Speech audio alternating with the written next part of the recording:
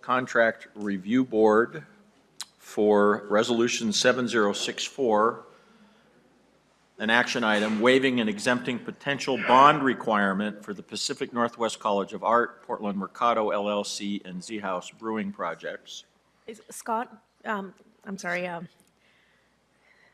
you said the wrong resolution number. I did 70, oh, I'm looking at the old,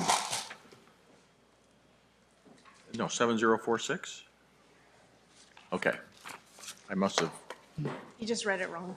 Too much flying today. Gentlemen. Hey, Bruce Wood, PDC Real Estate and Construction Services Manager. Good afternoon, Chair Andrews, members of the Commission, Director Quinton. I am Bob Betcone, Assistant General Counsel. This matter seeks the approval of the PDC Board, acting as the local contract review board, of an exemption from the potential bonding requirement for Pacific Northwest College of Arts, Portland Mercado, and the Haus Brewing projects. As the board is already aware, each of the three projects involve a PDC loan to make, thank you. A PDC loan to make leasehold improvements on property leased from PDC. The Public Contracting Code establishes a requirement to compel a general contractor to post performance and payment bonds if the project involves a public improvement contract. PDC's general counsel has considered these projects individually and does not believe that the Public Contracting Code or the bond requirements contained therein apply to these three projects. However, the general counsel has not been able to obtain a clear case or decision that would confirm what we believe is otherwise an accurate interpretation of the law. We take note that the state statute, which compels performance and payment bonds for public contracts, also establishes significant penalties unless the bond requirement is exempted. We also take note of the fact that each of the projects presented today are relatively complex and give rise to the potential for another interpretation of the state law. The lack of legal confirmation of our opinion is not unusual by itself. What is unusual, though, is the complex nature of the projects, combined with the more severe penalties in the case of an alternative interpretation of the law. Consequently, if staff do recommend that as a precautionary measure, the board, acting as the local contracting review board, approve an exemption of the potential bond requirements. Exempting the potential bond requirement is not anticipated to generate any negative impacts to the projects or participants. In each case, PDC, the borrowers, and subcontractors and suppliers may look to the reliability of the general contractor to complete the project and make payment for goods and services. Further, as a condition to the release of loan proceeds, PDC will require that a notice be given to all subcontractors and suppliers so that each subcontractor and supplier may make their own assessment of the general contractor's reliability. I'd be pleased to answer any questions that the board may have.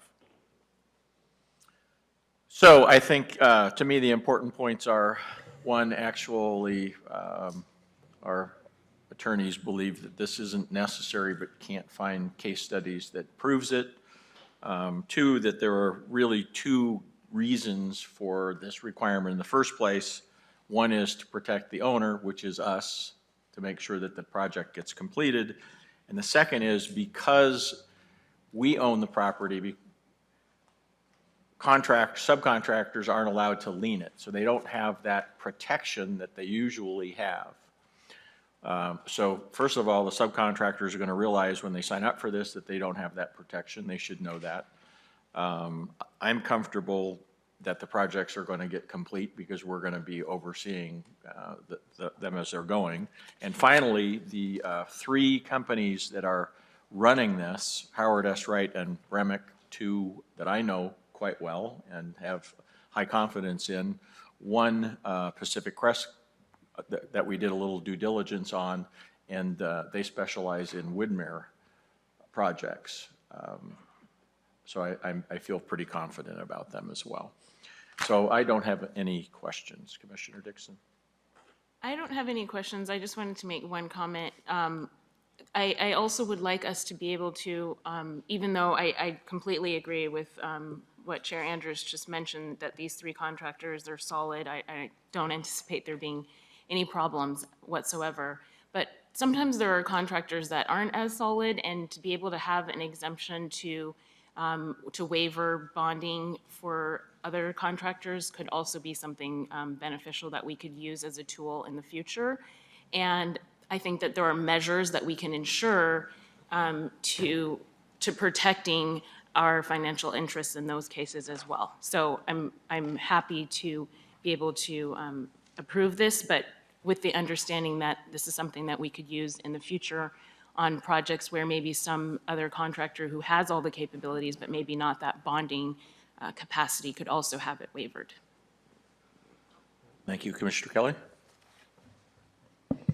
Well, you know, coming at this from the perspective of being a contractor, and we just did a project last year where we, you know, went to the client and said, you sure you want us to get a bond for this? Because it's just going to cost you a lot of money. And the client, which was a fairly sophisticated one, said, you're right. So, you know, but it's certainly,